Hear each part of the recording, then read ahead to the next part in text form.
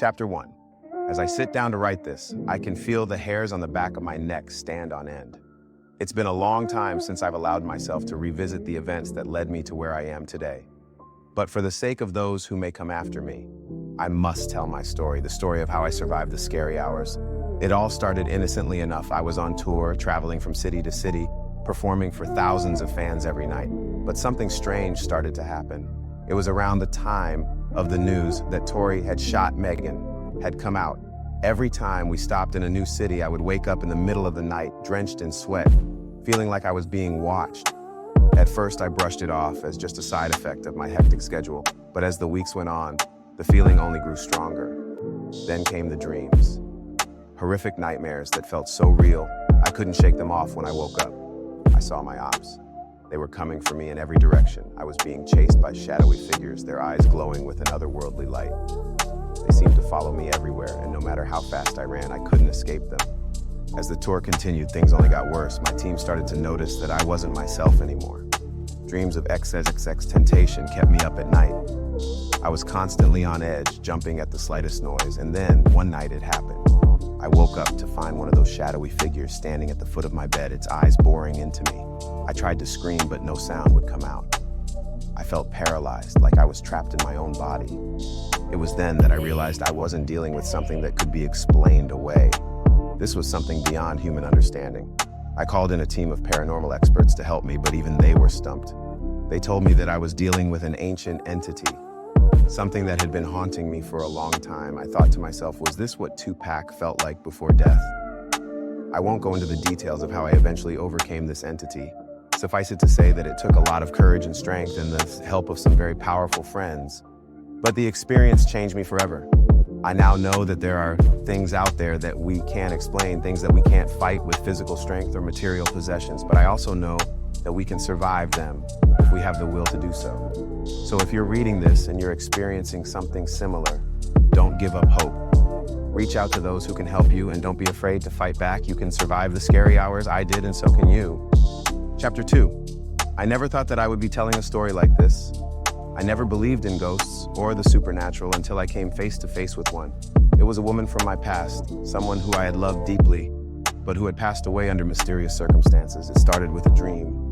I dreamt of her every night, and each time she appeared, she was more vivid, more real than the last.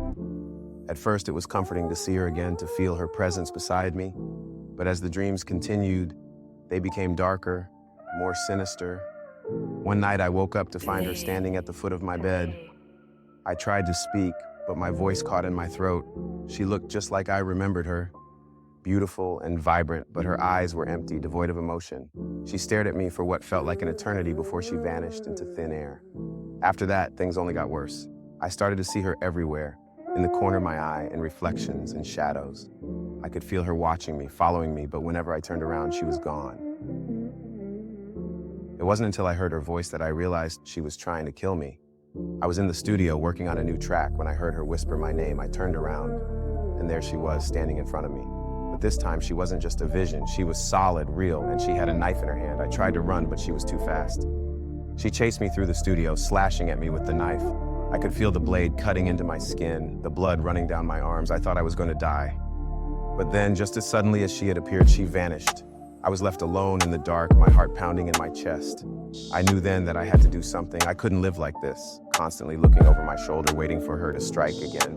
I reached out to a friend who was well-versed in the supernatural, and he helped me perform a ritual to banish her from this world. It was a terrifying experience, but in the end, it worked. I haven't seen or heard from her since. I still don't know what caused her to turn into a ghost or why she wanted to kill me. But I do know that I never want to experience something like that again. It's a reminder that there are things in this world that we can't explain, things that we can't control, and sometimes those things can be deadly. Chapter 3. The pain was excruciating. It felt like every bone in my body was breaking, my muscles tearing apart, but I knew that I had to endure it. I had made a deal with the devil, and now I was paying the price. It started innocently enough. I was at a party, hanging out with some friends, when I met a woman who promised to help me become a better rapper. She was beautiful, with long dark hair and piercing green eyes. I should have known then that there was something off about her, but I was too desperate to improve my craft to care. She took me to a secluded spot in the woods where she performed a ritual that she claimed would make me a superstar. But as soon as it was over, I knew something was wrong. My body started to contort, my skin turning a sickly shade of green. My bones shifted and cracked, my teeth elongating into sharp fangs. I was becoming a monster. At first, I was terrified of what was happening to me. I wanted to run, to hide, to find some way to reverse the transformation. But as the days went on, I started to enjoy it. I relished the power that came with my new form, the ability to move faster and jump higher than any human ever could. But the more I gave into my new nature, the more I realized that there was a price to pay. The pain of transformation never truly went away.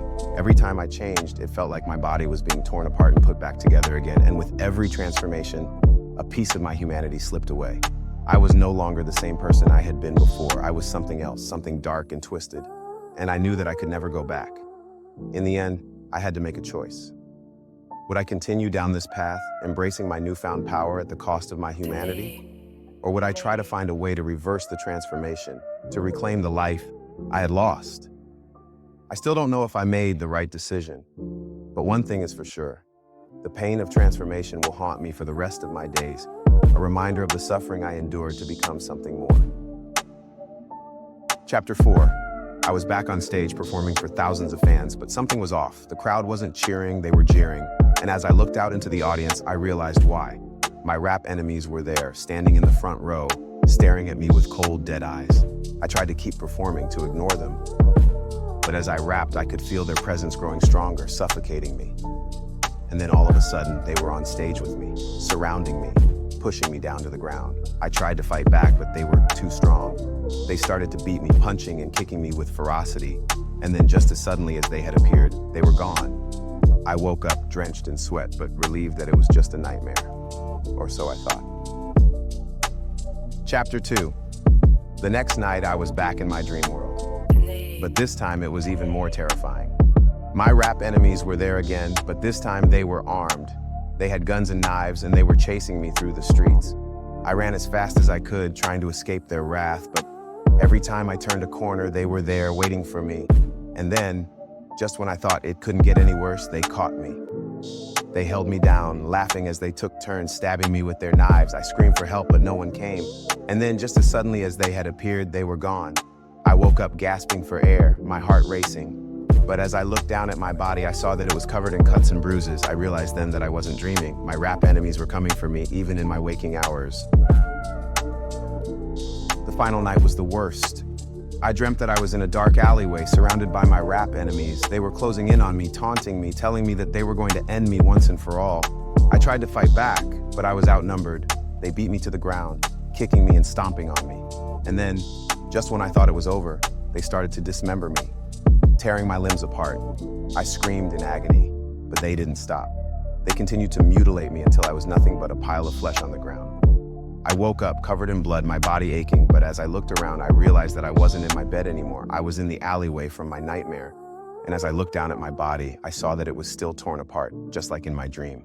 I knew then that it wasn't just a nightmare. My rap enemies had come for me, and they had succeeded in their mission. I was dead, just like in my worst nightmare.